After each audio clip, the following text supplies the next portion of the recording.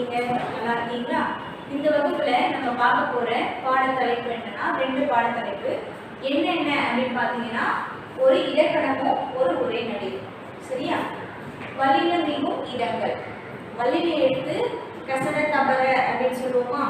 அதுல தாவும் ராவும் எடுத்துலாம் இருக்கும். 4 எழுத்து தான் இருக்கு. கா சா தா பா. இதுதான் என்னது முன்னாடி இருக்கிற ஒரு முதன்மையான வல்லினை எழுத்து அப்படின்னு சொல்லலாம்.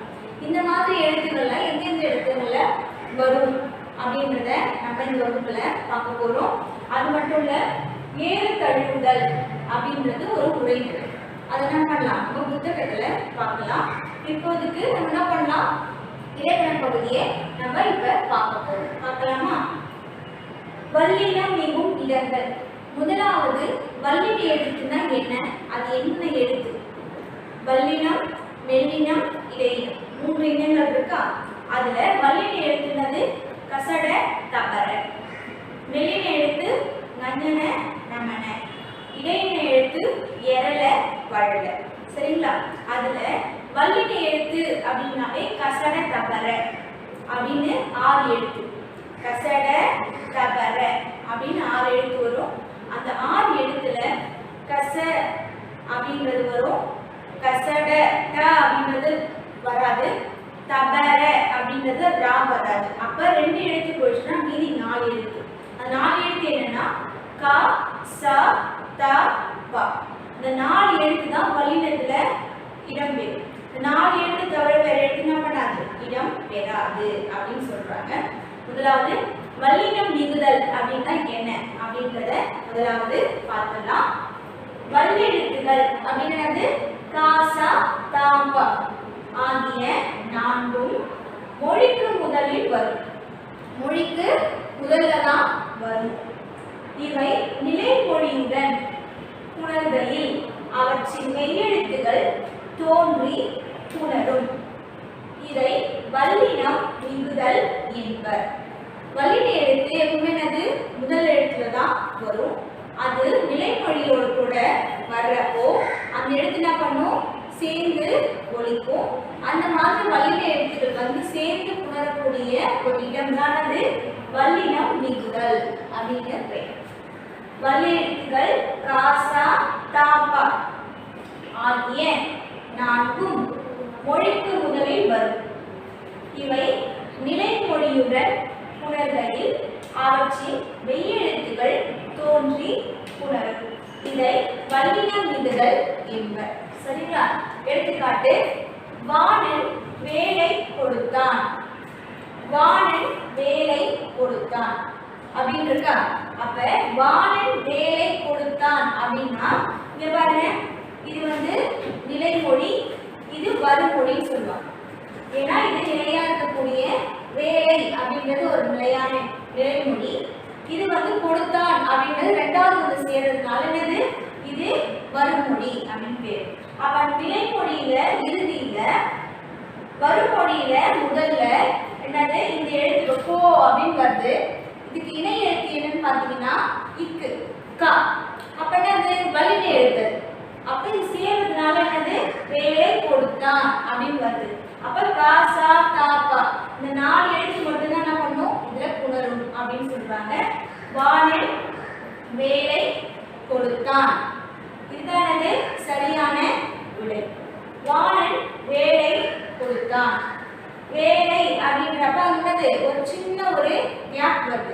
அப்ப அந்த கேப்பை ஃபில் பண்றதுக்கு தான் என்ன பண்ணுது இக்கு அப்படின்ற வல்லின எழுத்து முன்னாடி வந்து வாணன் வேலை கொடுத்தான்.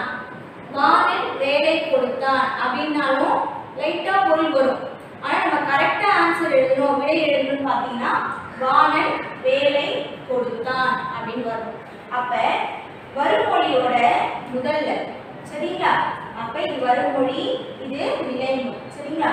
அப்ப இந்த நிலையான மொழி வருமொழி கூட என்னது இங்க வந்துச்சுன்னா இங்க கா சா தா பா அந்த எழுத்து இங்க வரும். இப்ப எப்படி இங்க கண்டுபிடிக்கிறது அப்படின்னு பாத்தீங்கன்னா நிலைமொழின்னு சொன்னா இது வருமொழின்னு சொன்னா இந்த வருமொழியில முதல்ல இருக்கக்கூடிய எழுத்து என்ன எழுத்துன்னு பார்க்கணும். கண்டிப்பா என்னது வல்லின எழுத்தா இருக்கும். அந்த வல்லின எழுத்து முன்னாடி கோ அப்படின்றது என்னது கா எழுத்துல தான் வந்துருக்கு. அப்ப கா அப்படின்னு வல்லின எழுத்து. அப்ப என்ன பண்ணுவோம், இக்கு போட்டீங்கன்னா வேலை கொடுத்தான்.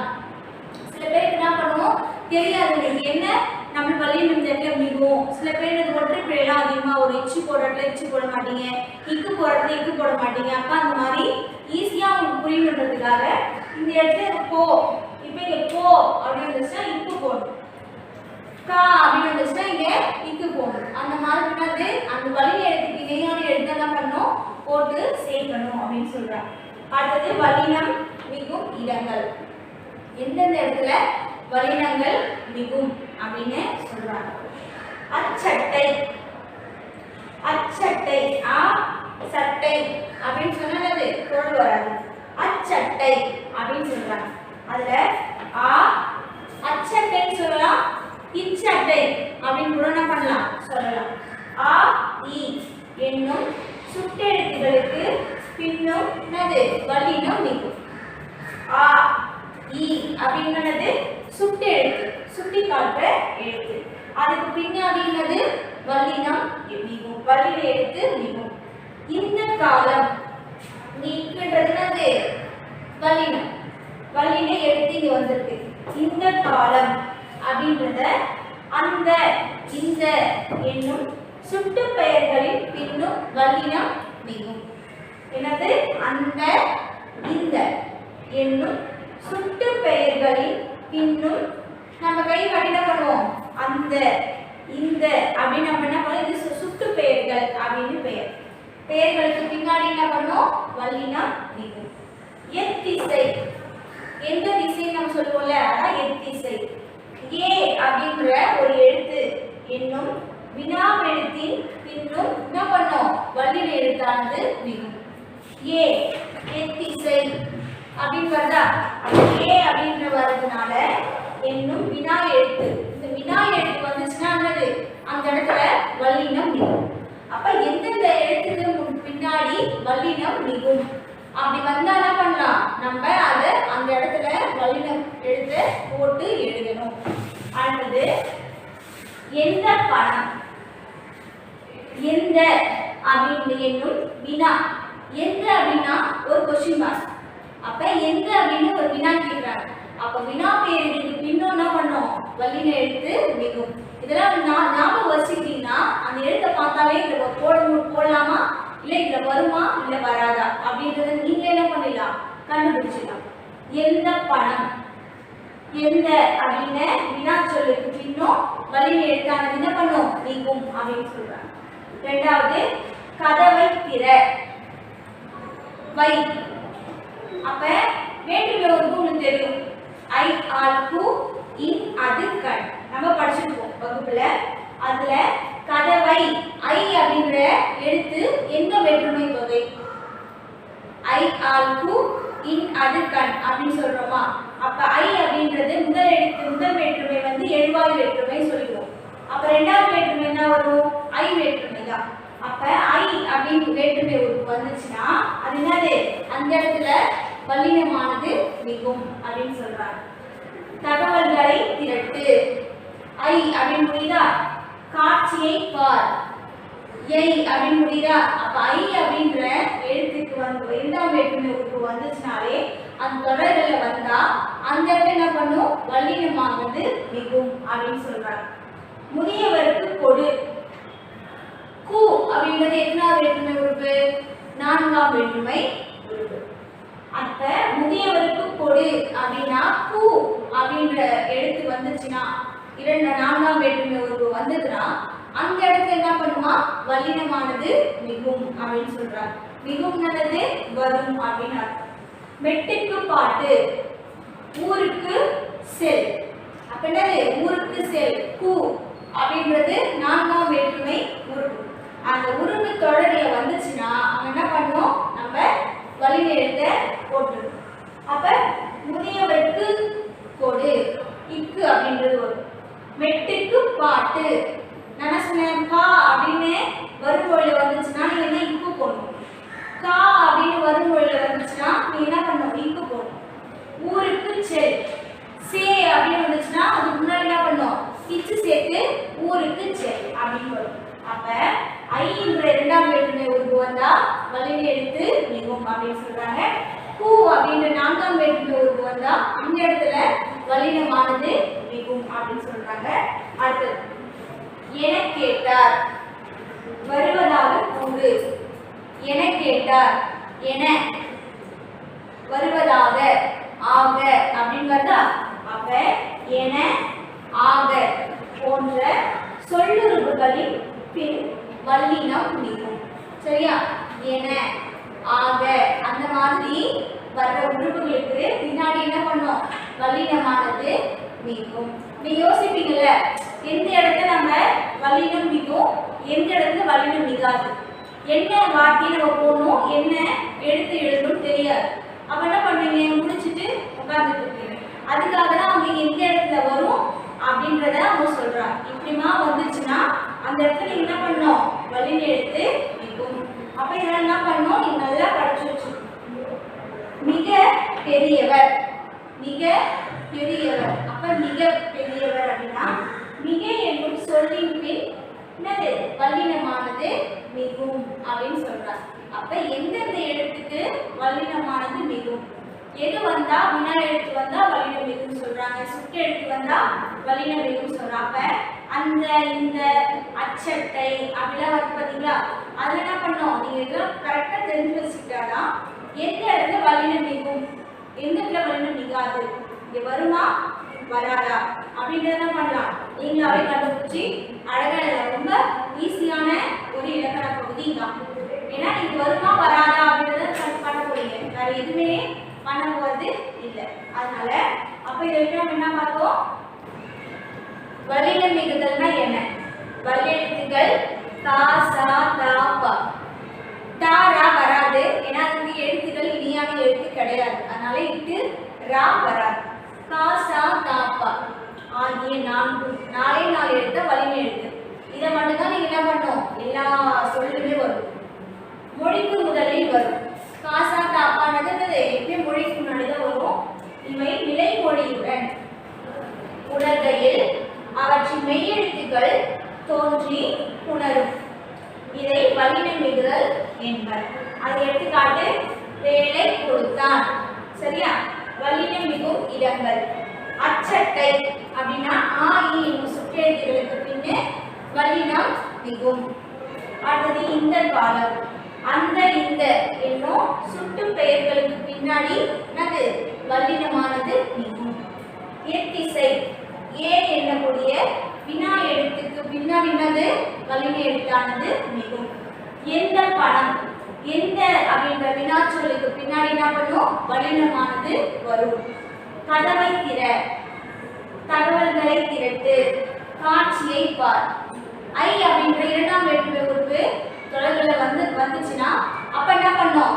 நீங்க வல்லின எழுத்து அங்க போடணும். முதியவருக்கு கொடு. பூ அப்படின்னு நான்காம் வேற்றுமை உறுப்பு வந்துச்சுன்னா என்ன பண்ணோம்? கண்ணை முடிட்டாங்க.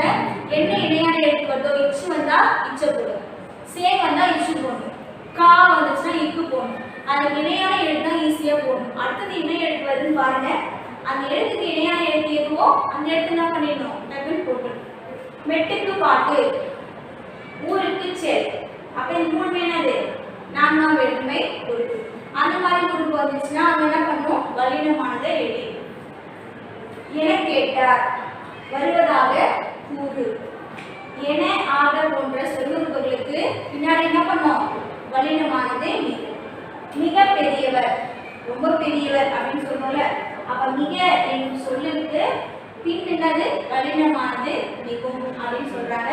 உங்களுக்கு புக்ல இருக்கிற ஒரு சின்ன டேப்லெட் காலம் என்ன பண்ணிருக்கேன் நான் இப்ப உங்களுக்கு எழுதியிருக்கேன். ஆனா உங்க புத்தகத்துல இலக்கண பகுதியில பக்கம் எண் 78 அதுல உங்களுக்கு பக்கம் எண் 79ல ஒரு பெரிய ஒரு டேப்லெட் காலம் உங்களுக்கு கொடுத்துருப்பாங்க. மேலும் சில வல்லினம் மிகும் இடங்களை அறிந்து கொள்வோம் அப்படின்னு இருக்கும். அதற்கு சொன்னேன், இதற்கு கொடு, எதற்கு கேட்கிறாய் அப்படின்னு கேட்கிறாங்க. அதற்கு, இதற்கு, எதற்கு என்னும் சொற்களின் பின் வல்லினம் மிகும். இனி காண்போம் தனிச்சிறப்பு. இனி, தனி ஆகிய சொற்களின் பின் என்ன பண்ணோம்? வல்லினமானது மிகும் சொல்றாங்க. 8 தொகை 10 பாட்டு. 8 10 அப்படின்ற எண்ணு பெயர்களுக்கு நடுவில் என்ன பண்ணும் வல்லினமானது மிகும். தீ பிடித்தது, பூ பந்தல், ஓரெழுத்து ஒரு மொழிக்கு பின் வல்லினம் மிகும். பூவா குயில், ஓடா குதிரை, ஈடு கெட்ட எதிர்மறை பெயரச்சத்தின் பின் என்ன பண்ணோம் வல்லினமானது மிகும். கேட்டு கொண்டான், விற்று சென்றான், வன்துடன் குற்றியலுகரங்கள் நிலைமொழியாக இருந்து உணர்கையில் வரும். இதெல்லாம் என்ன பண்ணோம் நீங்க படிச்சு வச்சு. ஆடை சொன்னார், ஓடை சொன்னார், வினையச்சொல் உணர்கையில் வல்லினம் மிகும்.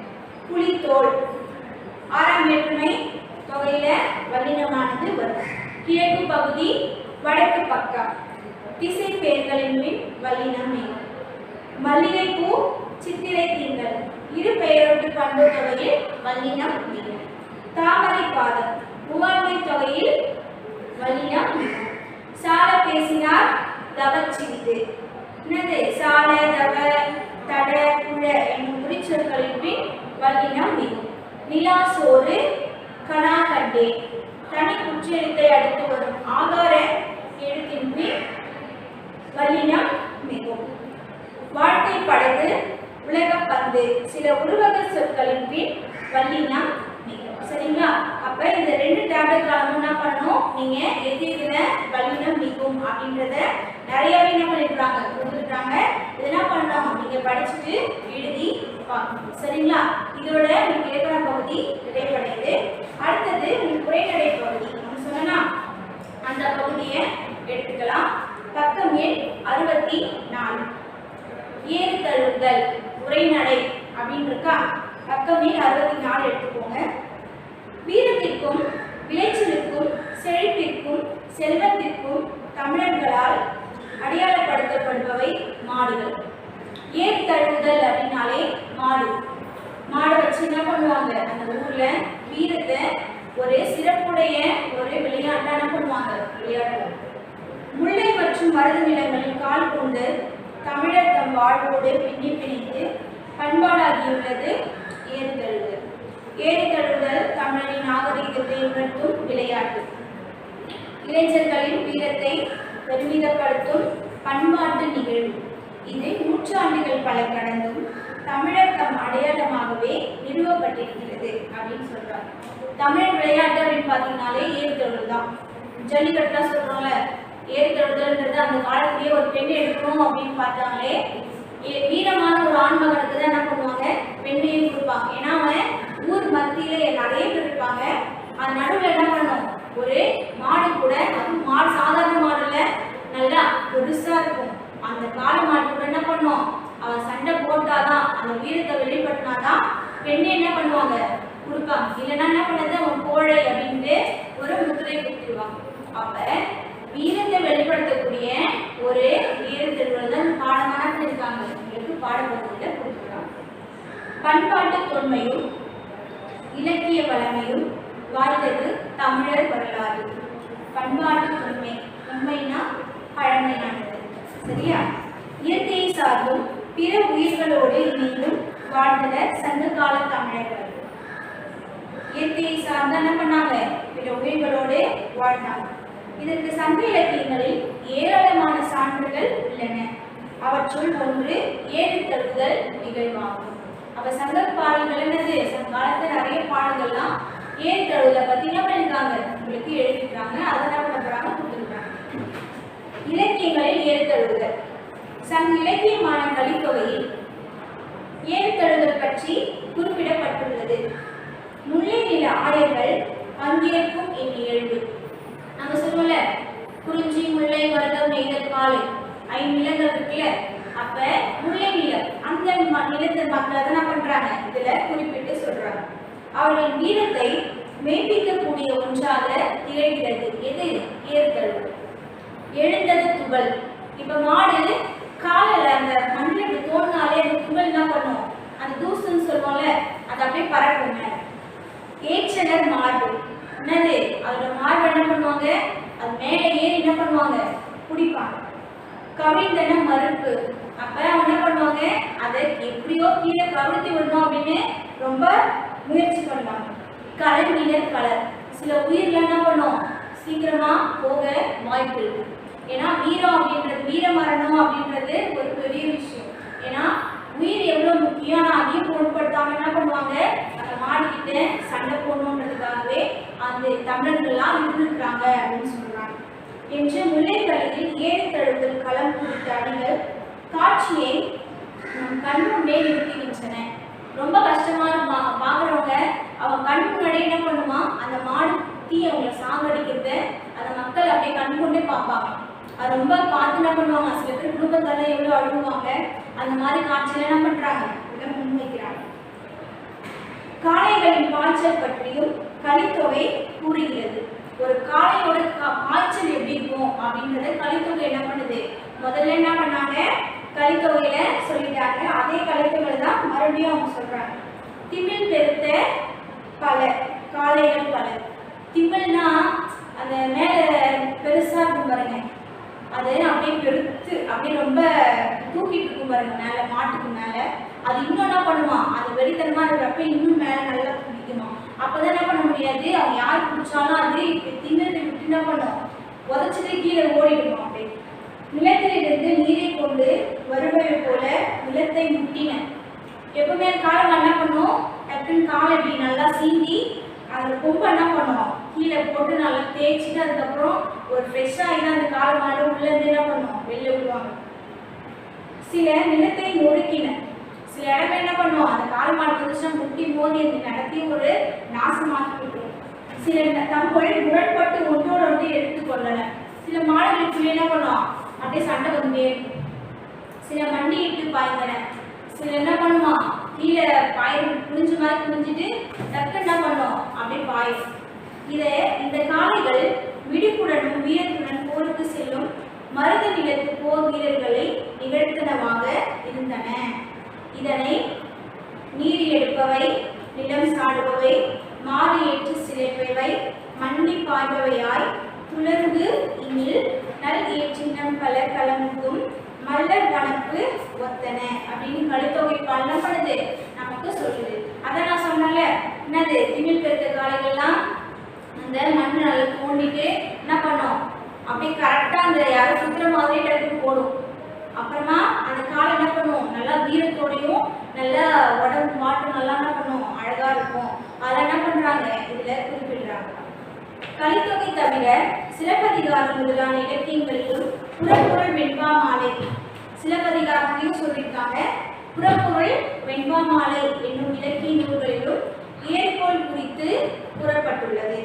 ஏறு தழுவுதல் பற்றி பிற்கால சிற்றிலக்கியங்களுள் ஒன்றான பல்லு இலக்கியத்திலும் குறிப்புகள் உள்ளன. இதே கேட்பாங்க, என்னென்ன சங்க இலக்கியத்தெல்லாம் என்னென்ன பாடல்களாக கொடுக்கப்பட்டிருக்கு, என்னென்ன அந்த காப்பியங்களோட பேர் எழுதுன்னு சொல்லுவாங்க. என்னது முல்லைக்களி, முல்லைத்தொகை, என்னது சிலப்பதிகாரம், புறப்பொருள் வெண்பா மாலை, பல்லு, இவற்றெல்லாம் என்னது காளையை பற்றின ஏறுதழுவலை பற்றின குறிப்புகள் கொடுக்கப்பட்டுள்ளன அப்படின்னு நீங்க எழுதணும். ஐயோ புக்கில் எல்லாமே என்ன பண்ணுது உங்களுக்கு இருக்குது. நீங்க என்ன பண்ணணும், புக்கை பார்த்து தான் எல்லாத்துக்குமே ஆன்சரை ரெடி பண்ணணும். எருது கட்டி என்னும் மாடு தழுவுதல் நிகழ்வை கண்ணுடையமன் பல்லு பதிவு செய்துள்ளது.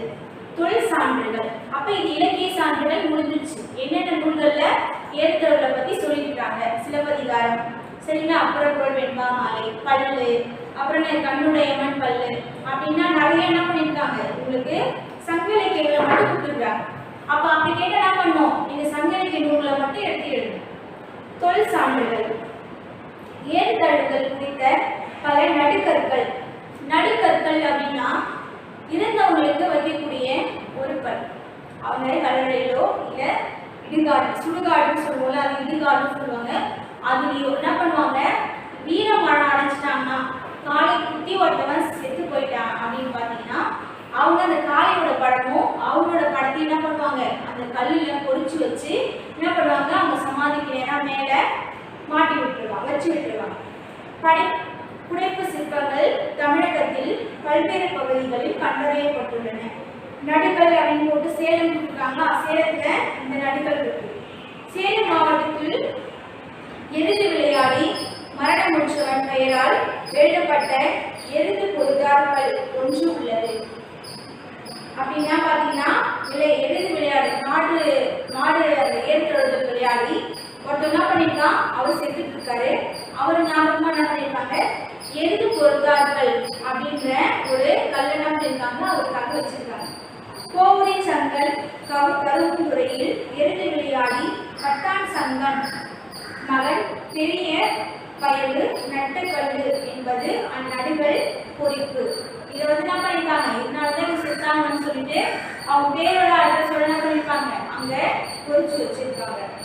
கரும்புத்துறை என்னும் ஊரில் எருதோடு போராடி இறந்துபட்டவனாக சங்கன் என்பவனுக்கு அவனுடைய மகன் பெரிய பயல் எடுத்த நடுகள் என்பது இதன் பொருள் அப்படின்னு சொல்றாங்க. கரிகையூர் பாறை ஓவியம். அடுத்தது, கூரிய கொம்புகளும் சிரித்த திமிர்களும் கொண்ட 3 எருதுகளை பலர் கூடி விரட்டுவது போன்று பண்டைய ஓவியம் நீலகிரி மாவட்டம் கோத்தகிரி அருகே உள்ள கரிகையூரில் காணப்படுகிறது. இப்படியான படங்கள் என்னது, அந்த பாறைகளில் பொறிக்கப்பட்டிருக்கு. திமிருடன் கூடிய காளை ஒன்று ஒருவர் அடக்க முயல்வது போன்ற ஓவியம் மதுரை மாவட்டம் முஸ்லம்பட்டி அருகே கல்லூத்து மேட்டுப்பட்டியில் கண்டறியப்பட்டுள்ளது. அப்ப இதெல்லாம் என்ன பண்ணிருக்காங்க, காலங்காலமா இந்த போர்கள் என்ன பண்ணிருக்காங்க, இந்த விளையாட்டுலாம் விளையாடிட்டு வந்திருக்கிறாங்க. தேனி மாவட்டம் மயிலாடும் பாறை அருகே சித்திரக்கல் புடவில் என்ற இடத்தில் திமிருடன் கூடிய காளை ஓவியம் கண்டறியப்பட்டுள்ளது. அப்ப இந்த தொன்மை சான்றுகள் என்ன பண்ணுது, இதுல வருது அப்படின்னு சொல்றாங்க. சிந்துவெளி நாகரிக வரலாற்றிலும் காளை முக்கிய பங்கு வகிக்கிறது. இம்மக்கள் காளையை தெய்வமாக வழிபட்டதை அகழ்வாய்வுகள் கிடைக்கப்பெற்ற சான்றுகள் வாயிலாக அறிகிறோம். இதெல்லாம் நம்ம ஆராய்ச்சியாளர்கள் கண்டுபிடிச்சதுனால்தான் இதை கூட நம்மளால பண்ண முடியுது, தெரிஞ்சுக்க முடியுது. சிந்துவெளி அகழ்வாய்வுகளில் கண்டறியப்பட்ட மாடு தழுவும் கல் முத்திரை ஒன்று தமிழர்களின் பண்பாட்டு தொல்லியல் அடையாளமான ஏழுத்துறைகளை குறிப்பதாக ஐராவதம் மகாதேவன் அப்படின்றவரை தெரிவித்துள்ளார். சிந்துவெளி கல்முத்திரை நம்ம பார்த்து கொடுத்துருக்காங்க பாருங்க, அதை பார்த்துக்கோங்க. பண்பாட்டு அடையாளம். ஏழு தழுவுதல் முல்லை நிலத்து மக்களின் அடையாளத்தோடும் மருத நிலத்து வேளாண் குடிகளின் தொழில் உற்பத்தியோடும் பாலை நிலத்து மக்களின் தேவைக்கான போக்குவரத்து தொழிலோடும் பிணைந்தது. இதுவே வேளாண் உற்பத்தியின் பண்பாட்டு அடையாளமாக நீட்சி அடைந்தது அப்படின்னு சொல்றாங்க. ஏரில் பூட்டி உழவு செய்ய உதவிய காளை மாடுகள் ஏர் மாடுகள். எதெல்லாம் ஏர் மாடுகள் சொல்றாங்க, ஏர்ல பூட்டி உழவு செய்ய உதவிய காளை மாடுகள் அந்த ஏர் மாடுகள். எருதுகள் ஏறுகள் என்று அழைக்கப்பட்டன. தமிழக உழவர்கள் தங்களின் உழவு சார்ந்த கருவிகளோடு அறுவடைக்கு பெரிதும் துணை நின்ற மாடுகளை போற்றி மகிழ்விக்க ஏற்படுத்திய விழாவே மாட்டுப் பொங்கல். நம்ம பொங்கல் சொல்லையே மாட்டுப் பொங்கல்னா என்ன அர்த்தம், அவங்க பயன்படுத்தின கருவி அறுவடைக்கு பெருமை என்ற மாடுகளை போற்றி என்ன பண்றாங்க, அவங்க மகிழ்விக்கக்கூடிய ஒரு விழா நடத்துறாங்க. அந்த விழா தானது மாட்டுக்காக நடத்த விழா தான் மாட்டுப் பொங்கல் அப்படின்னு சொல்றாங்க. அவ்விழா வந்து மாடுகளை குளிப்பாட்டி பல வண்ணங்களில் பொட்டிட்டு மூக்கடாங்கயிறு, கழுத்து கயிறு, பிடி கயிறு அனைத்தையும் புதிதாக அணிவிப்பர். அன்னைக்கு என்ன பண்ணுவாங்க, மாட்டுப் பொங்கல் அன்னைக்கு என்ன பண்ணுவோம், அதே தான் என்ன பண்றாங்க இதுலயும் குறிப்பிட்டிருக்காங்க. அந்த மூக்குனாங்கயிறு போடுவாங்க, வண்ணம் அடிப்பாங்க, குளிக்க வைப்பாங்க, அதுக்கு என்னது பொட்டு வைப்பாங்க, எல்லாமே என்ன பண்ணுவாங்க செய்வாங்க. கொம்புகளை பிசுறு சீவி, கொம்பு ஷார்ப்பான பொண்ணு பண்ணுவாங்க, அந்த பிசுறெல்லாம் பண்ணுவாங்க சீவுவாங்க. எண்ணெய் தடவி கழுத்து மணிகாரம் கட்டி வெள்ளை வேட்டியோ துண்டோ கழுத்தில் கட்டுவர். பார்த்துருப்போல, வேட்டியோ துண்டோ கழுத்தில் கட்டுவர். வெள்ளை வேட்டி என்ன பண்ணுவாங்க, துண்டோ கழுத்துல கட்டுவாங்க. எதுக்கு, கால் மாட்டு. பின்னர் பூமாலை அணிவித்து பொங்கலிட்டு தம்மோடு உழைப்பில் ஈடுபட்ட மாடுகளுக்கு நன்றி தெரிவிக்கும் விதத்தில் தலைவி பொங்கலை ஊட்டி விடுவர். என்ன பண்ணுவாங்க, அதுக்கு என்ன பண்ணுவாங்கன்னா ஊட்டி விடுவாங்க. இதன் தொடர்ச்சியாக வேளாண் குடிகளின் வாழ்வோடும் உழைப்போடும் பிணைந்து கிடந்த மாடுகளுடன் அவர்கள் விளையாடி மகிழும் மரபாக உருக்கொண்டதே ஏறு தழுவுதல் ஆகும். ஏறு தழுவுதல் தமிழகத்தில் பல்வேறு பகுதிகளில் வெவ்வேறு பெயர்களில் என்ன பண்ணுது அழைக்கப்படுது. என்னென்ன பெயர் பாருங்க, மாடு பிடித்தல், மாடு அணைதல், மாடு விடுதல், மஞ்சு விரட்டு, வேலி மஞ்சு விரட்டு, எருது கட்டி, காலை விரட்டு, ஏறு விடுதல், சல்லிக்கட்டு என பல பெயர்கள் என்ன பண்றாங்க, அழைக்கப்படுறாங்க. சல்லிக்கட்டு பேச்சு வழக்கில் பிரிவுற்று ஜல்லிக்கட்டு அப்படின்னு, சல்லிக்கட்டு தான் பேரு, நம்ம பேச்சு வழக்கம் பண்றோம், ஜல்லிக்கட்டு ஜல்லிக்கட்டுன்னு அதை மாத்திட்டோம் அப்படின்னு சொல்றாங்க. சல்லி என்பது மாட்டின் கழுத்து கட்டப்படுகின்ற வளையத்தினை குறிக்கும். சல்லி நம்ம சொல்றோம்ல, அதெல்லாம் பண்ண நம்ம ஜல்லிக்கட்டுன்னு சொல்லிடுவோம். சல்லினா கழுத்தை வளையக்கூடிய ஒரு வளையத்தை என்ன பண்றாங்க, சல்லின்னு சொல்லுவாங்க. புலியின் கொம்பினால் வளையம் செய்து காளையின் கழுத்தில் அணிவிக்கும் வழக்கம் தற்போதும் உள்ளது. அக்காலத்தில் புழங்கிக் கொண்டிருந்த சல்லி நாணயங்களை துணியில் முடிந்து மாட்டின் கொம்புகளில் கட்டிவிடும் பழக்கமும் இருந்தது. மாட்டை தழுவும் வீரருக்கு அந்த பணமுடிப்பு சொந்தமாகும். யார் அந்த மாட்டை வெற்றி பெறாங்களோ அந்த காசானது என்னது, யார் வெற்றி பெறாங்களோ அந்த ஆண்மகனுக்கு சொந்தம். இல்லைன்னா வெற்றி பெறலன்னா அந்த வீட்டு குடும்பத்துக்கு என்னது, அந்த காசு அந்த சொந்தம் அப்படின்னு சொல்லுவாங்க. ஏறு தழுவுதலும் தமிழர் அறமும். மேலை நாடுகளில் குறிப்பாக தேசிய விளையாட்டாக காளை சண்டையை கொண்டிருக்கும் ஸ்பெயின் நாடு. ஸ்பெயின் நாட்டில் காளை விளையாட்டு என்ன பண்றாங்க, ஒரு மிகப்பெரிய விளையாட்டாவே விளையாடுறாங்க அப்படின்னு சொல்றாங்க. காளையை கொன்று அடைப்பவனே வீரனாக கருதப்படுவான். அங்க எப்படின்னா அந்த காளையை அடைக்க மட்டும் கிடையாது, அந்த காளை என்ன பண்ணுமா, பொண்ணே போட்டுணுமா, அப்பதான் அந்த வீரம் அப்படின்றத அவங்க உறுதிப்படுத்துவாங்க. அவ்விளையாட்டில் ஆயுதங்களை பயன்படுத்துவதும் உண்டு. நம்ம என்ன பண்ணுவோம், அடக்கணும்னா நம்ம கையால தான் அடக்குவாங்க ஆண்கள்லாம். ஆனா அந்த நாட்டில் என்ன ஆயுதங்கள் என்ன பண்ணுவாங்களாம், பயன்படுத்தலாம் அப்படின்ற ஒரு குறிப்பும் இதை வெளியிடுறாங்க. காளையை அடக்கும் வீரன் வென்றாலும் தோற்றாலும் ஆட்டத்தின் முடிவில் அந்த காளை சில நாட்டு விளையாட்டுகளில் கொல்லப்படுதலும் உண்டு. அது சில நேரத்துல இவங்க கையில சாவலனாலும் வேற யார் கையிலாவது என்ன பண்ணும், அந்த மாடானது அதுக்கு உயிருக்கு எந்த ஒரு உத்தரவாதமும் இல்லை அப்படின்னு சொல்றாங்க ஸ்பெயின் நாட்டில். மேலை நாடுகளில் ஆண்டு முழுவதும் நடத்தப்படும் காளை விளையாட்டு மனிதனுள் ஒளிந்திருக்கும் வன்மத்தையும் போர் வெறியையும் வெளிப்படுத்துவது போல் இருக்கிறது. அப்ப போர் என்ன பண்றாங்கன்னா அவங்களே வெளிப்படுத்துற மாதிரி அந்த விளையாட்டை விளையாடுறாங்க. தமிழகத்தில் நடைபெறும் ஏழு தழுவலின் காளை அடக்குபவர்கள் எந்த ஆயுதத்தையும் பயன்படுத்தக்கூடாது. நம்ம தமிழகத்துல ஏழு தழுவல ஜல்லிக்கட்டுல அவங்க உள்ள வரணும்னா எந்த ஒரு ஆயுதமே என்ன பண்ணக்கூடாது, உள்ளே எடுத்து வரக்கூடாது. ஆனா ஸ்பெயின்ல என்ன பண்றாங்க, எல்லா ஆயுதமே உள்ளே எடுத்து வரலாம். அதை கொண்டுட்டாலே அவங்க வீரன் அப்படின்னு என்ன பண்ணுவாங்க, முத்திரை கொடுத்துருவாங்க. நிகழ்வின் தொடக்கத்திலும் முடிவிலும் காளைகளுக்கு வழிபாடு செய்வர். நம்ம நாடு தமிழ்நாட்டுல ஆயுதங்களை பயன்படுத்தக்கூடாது. முன்னாடி மாடு முன்னாடி வர்றப்பவும் அதுக்கு என்னது வழிபாடு உண்டு. அது முடிச்சு வீட்டுக்கு போறப்போ என்ன பண்றாங்க, அதுக்கு வழிபாடு உண்டு அப்படின்னு சொல்றாங்க. எவராலும் அடக்க முடியாத காளைகளும் உண்டு. யாரு வந்தாலும் என்ன பண்ண முடியாது, அந்த காளையை அடக்கவே முடியாத காளையும் இருக்குது தமிழ்நாட்டில். எனவே காளைகளும் வெற்றி பெற்றதாக கருதப்படும். காளைகளும் வீரம் மட்டும் கிடையாது, மனுஷன் தான் வீரத்தை அடைவான் அப்படின்றது கிடையாது. காளைகள் என்ன பண்ணுவான், தன்னோட வீரத்தை வெளிப்படுத்தி நானும் ஜெயிச்சிட்டேன் அப்படின்னு வெளிப்படுத்துவதாகவும் இருக்குமா. அன்பையும் வீரத்தையும் ஒரு சேர வளர்த்தெடுக்கும் இவ்விளையாட்டில் காளையை அரவணைத்து அடக்குவோரே வீரராக போற்றப்படுவர். அது என்ன பண்ணணும், கீழே தள்ளிலாம் ஒருக்காதான் அதை என்ன பண்ணுவாங்க, அவங்க அன்பையும் அறத்தையும் ஒரு சேர வளர்த்தெடுக்கும் இவ்விளையாட்டை காளையை அரவணைத்து அடக்குபவனே வீரனாக போற்றப்படுவார். காளையை அரவணைத்து என்ன பண்ணுவான், அதை அடக்குபவன் தான் வீரன் அப்படின்னு கருதப்படுவான்னு சொல்றாங்க. நம்முடைய கடமை என்ன, கடைசியா தமிழர்களின் பண்பாட்டு திருவிழாவாக விளங்கும் ஏறு தழுவுதல் 2000 ஆண்டுகளுக்கும் மேற்பட்ட தொன்மையுடையது. இந்த இப்போ மட்டும் அது இல்லை, 2000 ஆண்டுகளுக்கு முன்னாடி என்னது இது வழக்கத்தில் இருக்குது. பண்டைய வீர உணர்வை நினைவூட்டும் ஏறு தழுவுதல் விலங்குகளை முன்னிலைப்படுத்தும் வழிபாட்டையும் இயற்கை வேளாண்மை வலியுறுத்தும் பண்பாட்டு குறியீடு ஆகும். நம் முன்னோரின் இத்தகைய பண்பாட்டு கூறுகளை பேணி பாதுகாப்பது நம் ஒவ்வொருவரின் கடமையாகும். நம்ம என்ன பண்ணணுமா, பேணி பாதுகாக்க வேண்டும் அப்படின்னு சொல்றாங்க.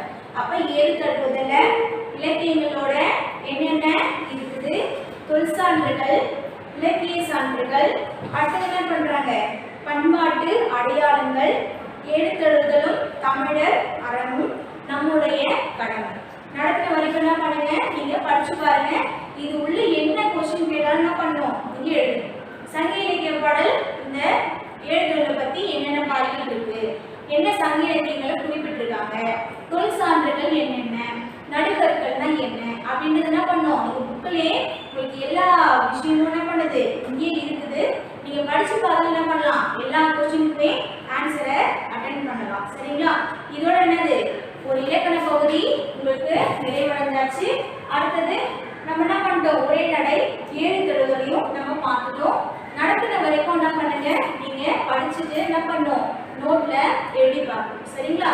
இதோட இந்த வகுப்புல இந்த பாடப்பகுதியானது நிறைவடையுது. அடுத்த பாடத்தை நம்ம அடுத்த வகுப்பில் பார்க்கலாம். நன்றி.